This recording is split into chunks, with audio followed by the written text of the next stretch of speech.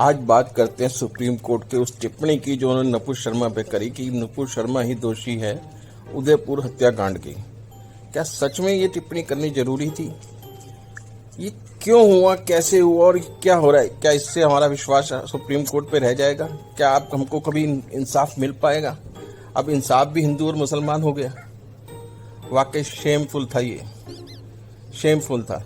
मैं supreme court के जज साहब को एक ही चीज दिखाना चाहता हूँ, देखिए और बताइए।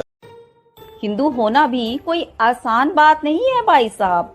330 मिलियन गॉड्स और गॉडेस यानी कि देवी देवताओं की पूजा करनी पड़ती है। और तो और तालाब में नहाते हुए महिलाओं के कपड़े चोरी करने वाले कृष्ण को भगवान मानना पड़ता है।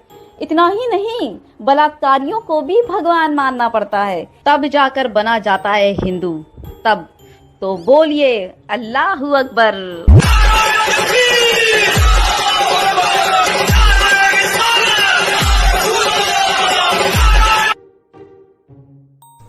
जज साहब ये बताइए कि ये टिप्पणी किसको आहत करती है? क्या इससे हमारी भावनाएं आहत नहीं होती? क्या हमें भी किसी का गला काट देना चाहिए? फिर आप इसको कहेंगे कि इसके कारण हमने किसी का गला काट दिया। Shameful, shameful. अब लगता है जब हमारे किसी के गले कटेंगे तो जब हम न्याय के लिए सुप्रीम कोर्ट जाएंगे तो हमको ये जवाब मिलेगा। अब तुम लोग अपनी बॉडी लेके बाहर घूमोगे तो क्रिमिनल तो काट ही देगा ना, वो तो बेचारा अपना काम कर रहा है। तुम क्यों घूम रहे हो गला लेके? और ये सब हो रहा है 70 साल से चले हुए गांधीवाद की तरह, जिसमें अगर मुस्लिम कुछ भी कत्ल, फिरौती, उग्रवाद, डराना, धमकाना, राष्ट्रगान ना गाना, राष्ट्रगीत ना गाना, भारत माता की जय ना बोलना, देश के प्रति प्रेम का इजहार न करना, देश विरोधी कुछ भी कर लेना, पाकिस्तान के झंडे को फहराना, पाकिस्तान की जीत पर खुशी मनाना, कश्मीर से पंडितों का पलायन कराना, कश्मीर के लाल चौक पर तिरंगा न फहरने देना और भी बहुत सी देश विरोधी कारनामे। तो ठीक, अगर हिंदू अपनी कौम को जागरूक करे, अपने आराध्य की पूजा करे, अपने हकों की रक्षा की बात करे, देश हित की बात करे, देश के लिए, अपने धर्म की रक्षा के लिए कुछ भी करे, तो सांप्रदायिक यह सब कांग्रेस राज में होता रहा है। पिछले 70 सालों से यही तो हो रहा है। मुस्लिम को बांटो, हिंदू को भगाओ, मुस्लिम शांति दूत, हिंदू उग्रवादी, मुस्लिम बेचारे, हिंदू निर्दयी, मुस्लिम सहनशील, हिंदू अत्याचारी। मुस्लिम की वोट के लिए देश को बेच दो, कोई बात नहीं, जब तक राज करो तो ठीक। राज से बाहर आते ही देश सांप्रदायिक असहनशील हो जाता है। जब पार्टी अपने परिवार के लिए, अपने ही लोगों के लिए एक कंपनी की तरह काम करती है, अपने पेट भरो देश जाए भाड़ में बात करती है, उनको सबक सिखाने का टाइम आ चुका है।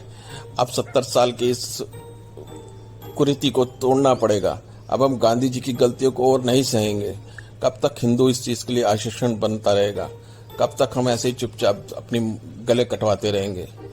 चलो देखिए आज वो डिबेट्स जो आजकल टीवी पे हो रही हैं, देखिए और आप भी एंजॉय करिए। आज मैं चाहता हूं कि आपको बाबा साहब अंबेडकर क्या कहकर गए हैं जरा बताऊं, उसे देखिए। बाबा साहब अंबेडकर ने अपनी किताब थॉट्स ऑन पाकिस्तान के पेज नंबर 152 पर लिखा है, यह तथ्य है कि कई प्रसिद्ध हिंदू जिनके लेखों से या शुद्धि आंदोलन में हिस्सा लेने से मुसलमानों की धार्मिक भावनाएं आहत हुई, उनकी हत्याएं मुस्लिम कट्टरपंथियों ने कर दी। सबसे पहले स्वामी श्रद्धानंद को अब्दुल राशिद ने 23 दिसंबर 1926 को गोली मारी जब वो बीमार थे और बिस्तर पर थे। फिर दिल्ली में प्रमुख आर्य समाजी लाला नानक चंद की हत्या की गई। इसके बाद 6 अप्रैल 1929 को इल्मुद्दीन ने राज्यपाल की हत्या की जब वो अपनी दुकान पर बैठे थे। फिर सितंबर 1934 को नाथूराम रामल शर्मा की कोर्ट के अंदर हत्या हुई जब वो इस्लाम पर एक पैम्फलेट के प्रकाशन के खिलाफ केस के दौरान कोर्ट में सुनवाई का इंतजार कर रहे थे। 1938 में हिंदू महासभा के सचिव खन्ना पर जानलेवा हमला हुआ और वो मौत से बाल बाल बचे। ये सब आजादी से पहले हो रहा था। अंबेडकर लिखकर गए अपनी किताब में। ना मीडिया थी, ना नुपुर शर्मा, ना नरेंद्र मोदी, ना कोई पॉलिटिकल एजेंडा। तब कैसे हो रहा था? तब कौन जिम्मेदार था? अंबेडकर ने इस किताब में आगे लिखा है कि यह तो बहुत छोटी लिस्ट है जिसे और बढ़ाया जा सकता है, लेकिन महत्व इस बात का नहीं है कि कितनी ज्यादा या कम संख्या में प्रमुख हिंदुओं का कत्ल मुस्लिम कट्टरपंथियों ने किया। महत्व इस बात का है कि इन हत्यारों के प्रति सोच क्या है। इन हत्यारों को तो कानून के तहत सजा मिली, लेकिन मुस्लिम समाज के प्रमुख लोगों ने इन हत्यारों की निंदा नहीं की। उल्टे इन कट्टरपंथी हत्यारों को शहीद बताया गया और इन्हें रिहा करने के लिए प्रदर्शन किए गए। इसका एक उदाहरण लाहौर के वकील बरकत अली का है, जो नाथूरामल के हत्यारे अब्दुल कयूम का केस लड़ रहे थे और उन्होंने कहा था कि नाथूरामल की हत्या का दोषी अब्दुल कयूम नहीं है, क्योंकि उसने वो किया जो कुरान के नियमों के तहत जायज है। बाबा साहब अंबेडकर कह के गए। सोचिए, आज हम 2022 में बैठे हैं और देश की अदालत उस कट्टरपंथी सोच जिसका जिक्र बाबा साहब करके गए हैं, उस पर चोट करने की बजाय ये पूछ रही है, ये कह रही है, पूछ नहीं रही, पूछ तो लोग रहे, कह रही है कि सबके लिए एक लड़की जिम्मेदार है। सुप्रीम कोर्ट ने सौरभ भाई ऐसा कहा कि नुपुर शर्मा को पूरे देश के सामने जाकर माफी मांगनी चाहिए, मगर वहीं पर कहा कि अब तो लेट हो गया है, बहुत देर हो गई। उन्होंने जो माफीनामा भी दिया था, मतलब जो उन्होंने रिग्रेट किया था, वो भी इफ बट्स उसमें किया था, तो उसके ऊपर भी सुप्रीम कोर्ट ने साफ कह दिया कि अभी तो देर हो चुकी है। देखिए, मैटर पूरा ऐसा हो गया है सौरभ भाई कि भाजपा जो है ना, वो प्रोटेक्ट करना चाह रही है अपनी एक प्रवक्ता को। आपने सिर्फ सस्पेंशन किया, सस्पेंशन कब हुआ ये पता है ना आपको?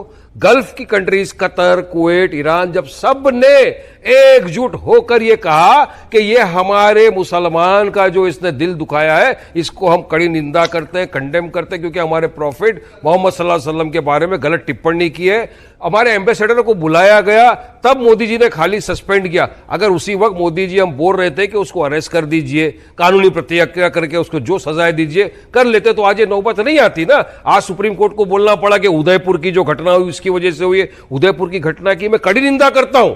जिस किसी ने भी सौरभ भाई किया है, उनको कड़ी से कड़ी सजा मिले। मैं तो ये चाहता हूं कड़ी से कड़ी सजा मिले। किसी को कायदा कानून अपने हाथ में लेने का अधिकार नहीं है, फिर वो चाहे पेलू खान के कातिल हो, खलाक के कातिल हो, अकबर खान के कातिल हो, या किसी के भी। मगर वहीं पर उन्होंने कहा कि नुपुर की वजह से हुआ, तो अब नुपुर शर्मा को भी उस केस में डालना पड़ेगा ना। देखिए पठान साहब, ये कानूनी पहलू है, उस केस में डालना है कि नहीं डालना वो तो कोर्ट तय करेगा। लेकिन फिर भी मैं अब यहां बैठे सब लोग इस पर अपनी राय दे सकते हैं, आप भी दीजिए। क्या नुपुर शर्मा को अगर जेल में डाल दिया गया होता तो क्या कन्हैया लाल की जान बच जाती? जो हिस्ट्री निकल रही है उन लोगों की, वो एक नहीं कई लोगों को टारगेट पर लेकर बैठे थे। सुनिए, अगर नहीं, कन्हैया भाई की जान बच सकती थी अगर उदयपुर की पुलिस एक्शन बराबर लेती। कन्हैया जी ने लेटर लिखा था कि उनकी जान को थ्रेट मिल रहे हैं, उनके बच्चे ने पोस्ट किया, तो पुलिस ने क्यों उनको प्रोटेक्शन नहीं दिया? चलिए, मेरा सवाल तो राजस्थान की सरकार से, अगर एक आदमी को जान का थ्रेट है, कंगना रनावत को थ्रेट आया, तो अपने 8 बॉडीगार्ड लगा दिया उसके साथ में। हमारा कन्हैया भाई को अगर आप प्रोटेक्शन दिए होते तो आज शायद हमारा कन्हैया भाई जिंदा होता, उसकी हत्या नहीं होती। सर, ये तो कन्हैया का बच्चा भी पूछ रहा है राजस्थान की सरकार से, ये तो राजस्थान के मुख्यमंत्री से लोगों ने सवाल पूछे। लागू होता है। नहीं, मैं देखिए, मैंने साफ पुलिस बड़ी शिथिल होती है, उसको ध्यान रखना चाहिए था। लेकिन मैं बड़ी बात यह है कि इन चीजों पे हमें गुस्सा नहीं आना चाहिए। हमें इतनी जल्दी तैश आता है मुसलमानों को ऐसी बात में, जिसपे दूसरे मज़ाहिब में मैंने देखा लोग हंस देते हैं और बैठ के बात करते हैं, अच्छा कौन सी किताब है बताओ, तुम बताओ भाई किधर से लाए हो, ये क्या बात है। मैं प्रूव करके बता सकता हूं कि ये दुरुस्त नहीं है जो हदीसें हैं। मैंने कैलकुलेट करके देखा है कि ये उम्र 14 साल से कम की हो ही नहीं सकती थी मिनिमम। पूरा मैंने चार्ट बनाया। ये तो मौलाना हजरात का काम है ना कि साइंटिफिकली एक बात को रखें कि भाई ये बाद में जिन लोगों को बच्चों की जरूरत थी, बच्चियों को उन्होंने हदीस धड़ दी कि अरे भैया जब रसूलुल्लाह ने काम किया तो हम भी करेंगे। छोटी छोटी बच्चियों को लेके आओ, हमारे उसमें 200-200 बीवियां होती थी, लौंडियां होती थी, तुर्कों की और मुगलों की और किस किस की। तो हमारे साथ जिन लोगों ने मजाक किया हमारे धर्म का, वो मुसलमान बादशाही थे। ये किसी गरीब ने, फकीर ने, सूफी ने नहीं किया है। और उसको बना के जो हम पे जुल्म हुआ है मुसलमानों पे, मुसलमान बादशाहों का, सुल्तान तुर्की को देखिए, उमैयदों को देखिए, अब्बासियों को देखिए, क्या हशर किया हमारा। आज अगर यमन में 5 लाख मुसलमान मर गए तो वहां हिंदू थोड़ी हैं, मारे जा रहे हैं एक दूसरे को। कब से 1400 साल से छुरियां चला रहे हैं, गले काट रहे हैं। चैन नहीं आता है। कभी बैठ जाओ आराम से, किताबों रख के लाइब्रेरी के अंदर जैसे लोग बहस करते हैं वैसे कर लो। क्यों मारते हो एक छोटा सा मुल्क सीरिया है, 5 लाख मुसलमान मर चुके हैं अभी तक। वो इजराइल ने मारा है, हम खुद मार रहे हैं अपने आप को कि तू शिया है, तू अलवी है, तू सुन्नी है, मार दो उसको। और वहां जो चर्च था उसको मस्जिद उमैयद मस्जिद बना के बैठ गए कब्जा करके। तो हरकतें हमारी ठीक होनी चाहिए। हमें सच जो है ना हमारा सहारा है। अगर हम, और हिंदुस्तान का तो मोटो भी है, आप सच बोलेंगे आप पे कोई उंगली नहीं उठाएगा। ये रियलिटी है। और सच बोलना सीख जाएं। ये नहीं कि मुसलमान के सामने कुछ और बात और हिंदू के सामने कोई और बात, ये नहीं चलेगा सर। ये सब आजकल की दुनिया में सच ऊपर आ जाता है और फिर हम तारिक साहब, मैं जरा जागो मेरे भाइयों जागो। अब हिंदुस्तान में सिर्फ हिंदुस्तान के छोटे से शब्द में रह गया है, बाकी तो सब मुस्लिम सिस्टम है। इस सिस्टम में जीना है तो कैसे जिए ये आप हमें बताइए। आप अपने विचार पेश करिए कि ये क्या हो रहा है। बाकी वीडियो अच्छी लगी हो तो लाइक करें, शेयर करें, सब्सक्राइब करें। मेरा उद्देश्य चैनल मोनेटाइज करा के पैसा कमाना नहीं है। मेरा उद्देश्य ज़्यादा से ज़्यादा लोगों तक पहुंचना है, अपने परिवार को बढ़ाना है, ताकि आप लोगों से अपनी बातें शेयर कर पाएँ। धन्यवाद।